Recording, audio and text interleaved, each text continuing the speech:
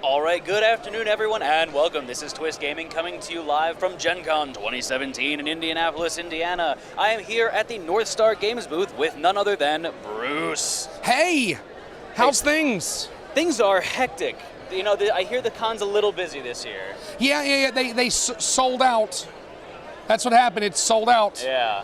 There's an awful lot of people here. That's true. So how's the con been treating you so far, Bruce? You know, the con's not been bad at all. We have Vegas Wits and Wagers, which we have on the table. It just went on Kickstarter about a day and a half ago. Early on. We're a little over halfway to our goal. Last I looked, we're at about $16,000 on our way to $30,000. Fantastic. So we're excited about that. We either will be or already have spoken about it here on the show, right in the internet hole right there. Interweb. Okay, you know what? The difference is I'm just not in this industry. I'm not in what you do. The interweb hole right there. There you go. We will have been talking about it, or will eventually talk about it there.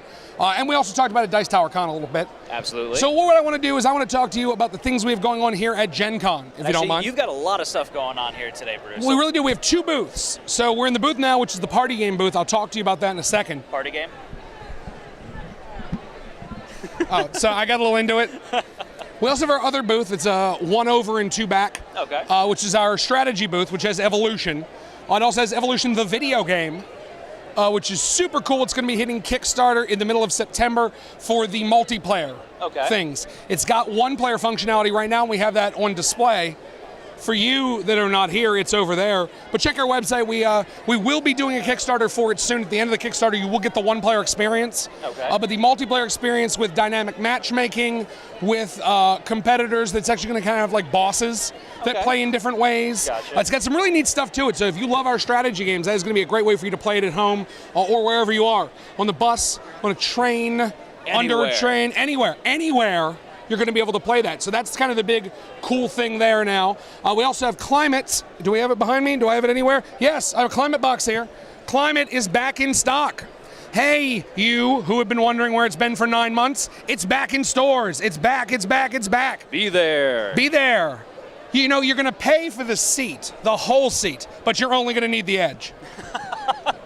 But that is back and available for you. I wanted that one so bad. So now, here's what we have that's new at Gen Con that you can get while you're here. We have Happy Salmon Blue. Blue salmon. Blue salmon. If you know green salmon, you have 6 colors. You know all the actions. You high five. You pound it. You switcheroo. A little hard with the mics. Yeah. And then you Happy Salmon. That is a Happy Salmon. That makes me happy. Me too. It's kind of like Pit. You call out your cards when somebody else has the same card you do. You do the thing together, throw the card down. When you throw your entire deck, you win the game. Okay. So we had green salmon, played 6 players easily. Now we have blue salmon. You can now play 12 players easily. So you chaos. buy a blue. It's chaos. You play blue, you play green, you play them together. We had a limited number of these that we had air freighted in. Okay. We sold them out today in 15 minutes. It took you that long? Yeah. Well, what was crazy was, so we had 50 a day. On the first day of the con, on Thursday, it took almost an hour. And then people told each other, you know they have blue Happy Salmon there, and then it just got shorter every day since. Exactly. I'll just show you real quick. I'm going to put the microphone down.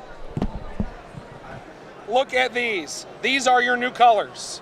What's really cool is they also have colorblind icons. And I believe I feel like I've talked about this with you guys before. Yeah, because Josh, one of our streamers that are here with us, is colorblind, in fact, so we love to see when that's accommodated as well. Yes, and it's 6 new colorblind icons. So all 12 have different icons so that your colorblind friends can help you put the decks back together. So that's one thing that we have available. Blue Happy Salmon. Blue Happy Salmon. Next thing we have is Blurble. What's Blurble? Blurble, first of all, I have to do this. I want to make sure I get this correct. The box looks a little like me. It used to look more like me when my hair was bluer, but looks a little bit like me. Blurble is a game. What's great about it is a very cool kind of Swiss Army knife sort of game. Okay. All of the cards in the game have pictures on them. So if you have young children, you can use this for vocabulary. Or don't worry about it. That was it. Okay. Okay, just let it go. I tried. No, it's gonna, because then someone's gonna freeze frame it, and it's not gonna be good. And then the internet's gonna get a hold of it, and they're gonna Photoshop it, and it's gonna be terrible. Would that make me a meme though? I mean, that might be a good thing. Yeah, I mean, whatever happens, man. So you can use the pictures to do things like tell stories, almost like a Roy story cubes. Okay. Or you can use them for vocabulary, or you can say things like tell me which things are gray, that kind of thing. If you're with real young children before they can play the actual game that's in the box. Here is the actual game. I'm going to flip a card up. It has a picture. Okay. You need to think of the first word you can think of that starts with the same first letter as the picture. Whichever one of us does it fastest gets the point. I'm going to try to put myself into PG mode here. No, so here's the thing, and we've said this many times. I just explained to you how you can use this with young children. Yeah. And you notice the differences in the game when you're playing it with families versus adults.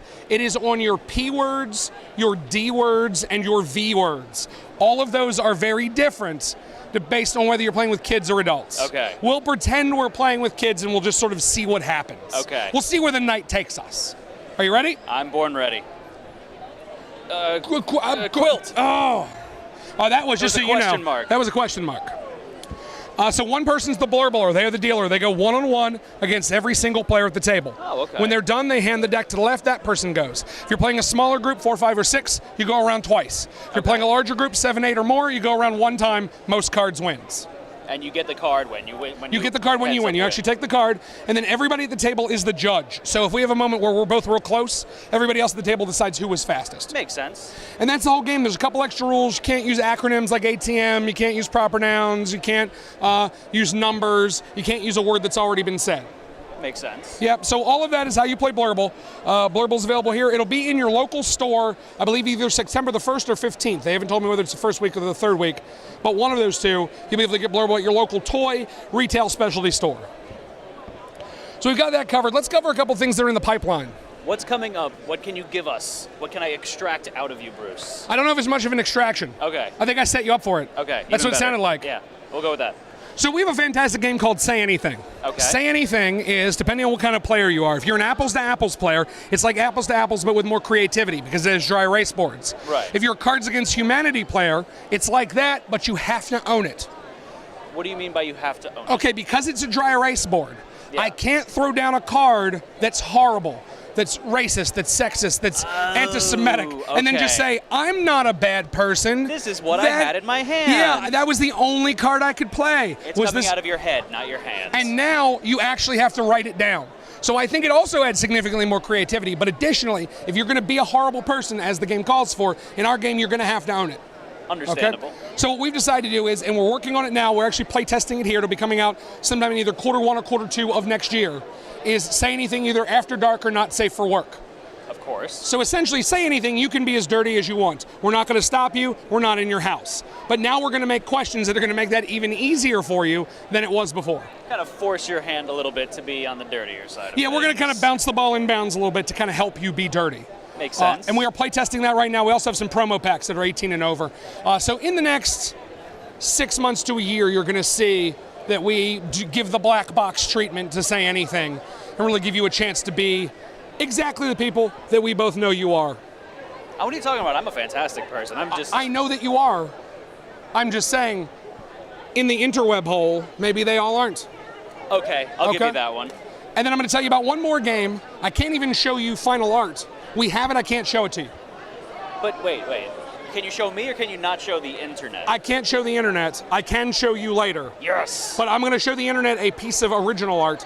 So here's what we have. It's a game called, it's either going to be called Team Wits and Wagers Superheroes versus Supervillains or Super Wits and Wagers Superheroes versus Supervillains. Okay. It is the Wits and Wagers game system. You read a question, nobody knows the answer to it, everybody writes down an answer. But in this case, you're on two separate teams, the superheroes versus the supervillains, and you're both racing on a board to get to the MacGuffin. Okay, the MacGuffin. The MacGuffin, it's an old term that just means like the thing that drives the plot. We're not sure what that's going to be. I want to call it the MacGuffin, but there may be some term like the Orb of Power. Think of the Infinity Gauntlet. Think of the Tesseract. Think of all those things that you've seen in different movies and comic books. Gotcha, so the end goal that we're going for there. Exactly. So we have a character that's kind of like the Flash called the Speedster. Right. The Speedster can stand on an answer and run to either one to the left or right. We have a character called the Crusher, which is a giant mech suit with a goldfish bowl, and he can just punch an answer out of existence.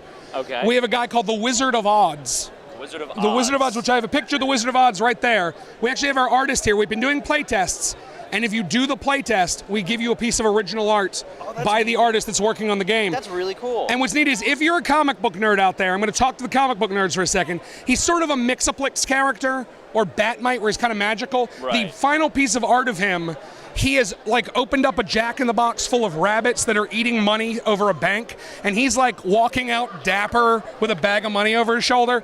And what he can do is, in this game, the odds are on the table, and he can actually pick up the odds and move them wherever he wants to. Ooh. That's his special power.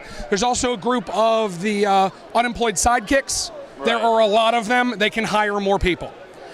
That will be available for people to really get a good look at I think, Kickstart at PAX Unplugged. So you get a chance to look at that and get a real good look at the final art and all of the stuff. There's one little piece we're going to show you that is the #1 board that has some kind of neat art there with the Dragon Rider and the Speedster and the Crusher and... Oh, I see the Goldfish Bowl. You see the Goldfish Bowl? Above him is the Dragon Rider. She actually has an axe covered in stickers. So it's really very cool stuff, and we'll be showing you that at PAX Unplugged. Fantastic. So Bruce, really quick, is there anything else that you want to say before we end this interview here? Thank you so much for having me. Thank you so much for letting me talk about Vegas Wits and Wagers on Kickstarter right now, or having been on Kickstarter then. We will have, or have already talked about it, and that'll be pretty awesome. And I thank all of you for watching through this entire thing. Thank you so much. All right, thank you everyone for joining us. This is Twist Gaming signing off for now. Stay tuned for more coverage from Gen Con 2017.